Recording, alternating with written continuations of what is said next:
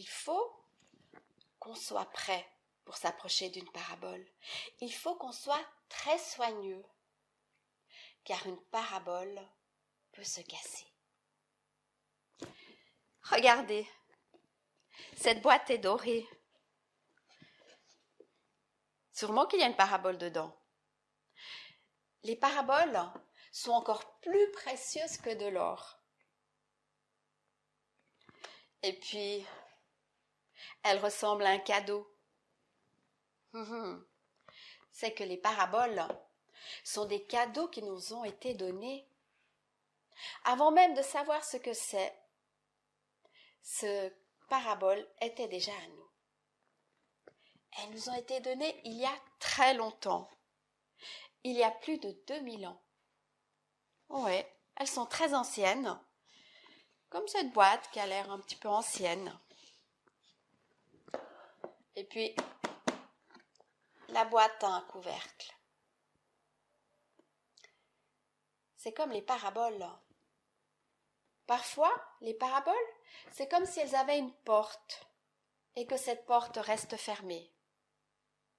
Mais il faut revenir et revenir encore à la parabole. Et un jour, elle s'ouvrira pour vous. Voyons maintenant ce qu'il y a à l'intérieur.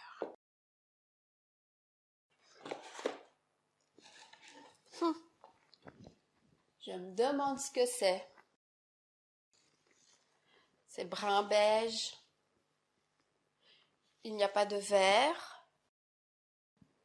Il n'y a pas de bleu non plus.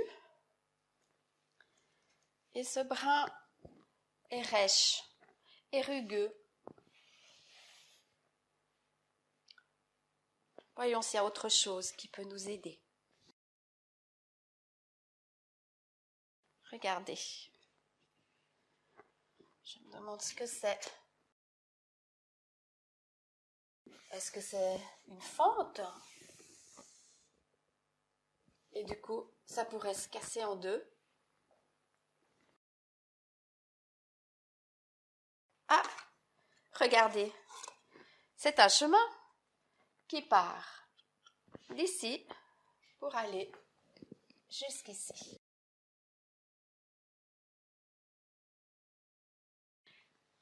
Il y a encore autre chose.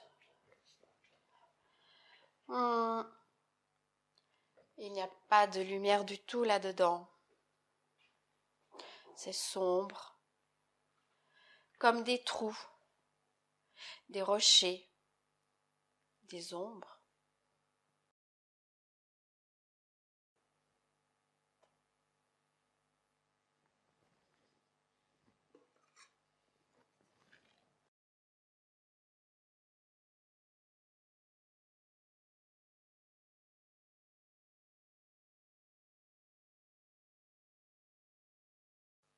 Oui, cette fois, nous pouvons commencer.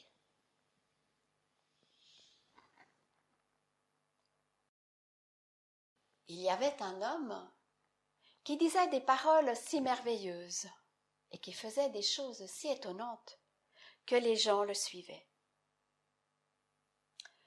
En le suivant, les gens lui posaient beaucoup de questions. Et un jour, quelqu'un lui a demandé « Qu'est-ce qui est le plus important dans la vie ?» Il lui a répondu « Tu le sais. »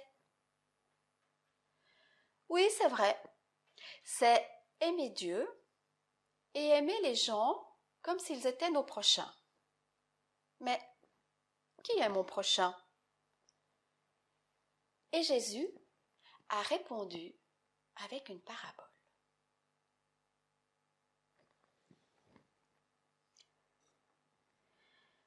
Il y avait quelqu'un qui s'en allait sur la route qui partait de Jérusalem à Jéricho.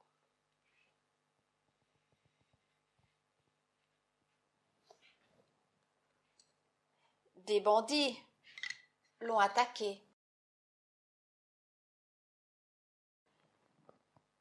Ils lui ont pris tout ce qu'il avait. Ils l'ont blessé et l'ont laissé à moitié mort sur le bord de la route.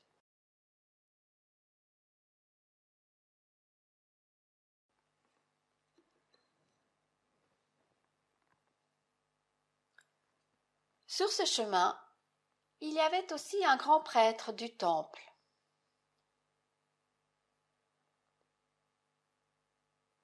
Lorsqu'il est arrivé à l'endroit où se trouvait le blessé, il est passé de l'autre côté de la route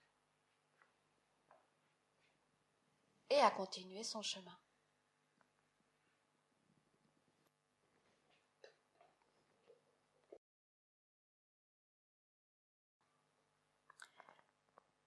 Il y avait aussi quelqu'un qui travaillait au service du temple. C'était un lévite. Il aidait pour le soin du temple. Lui aussi allait de Jérusalem à Jéricho. Lorsqu'il est arrivé à l'endroit où se trouvait l'homme blessé, qui n'avait plus rien, qui était à moitié mort sur le bord de la route, il est passé de l'autre côté de la route et il a continué son chemin.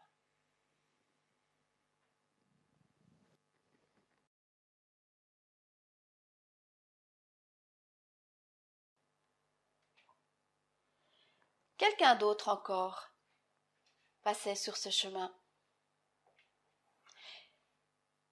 Il n'habitait pas à Jérusalem, il habitait en Samarie. Il était là-bas en visite. Les gens de Jérusalem n'aimaient pas les gens de Samarie, et les gens de Samarie n'aimaient pas les gens de Jérusalem.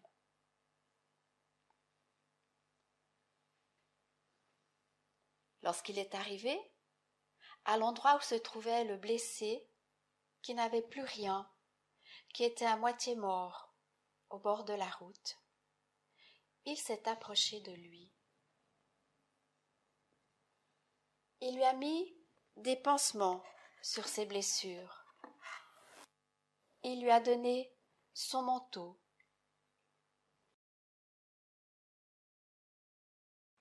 Et il l'a posé sur son âne pour l'emmener dans un endroit où il allait pouvoir passer la nuit. Il est resté toute la nuit avec lui.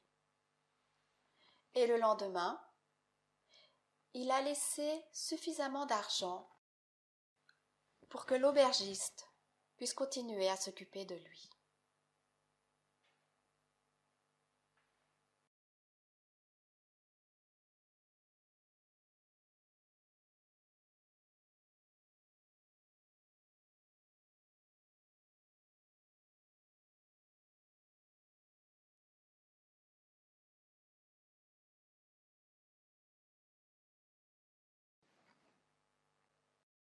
Je me demande, qui est le prochain de l'homme qui a été blessé, à qui on a tout volé et qui a été laissé à moitié mort au bord de la route?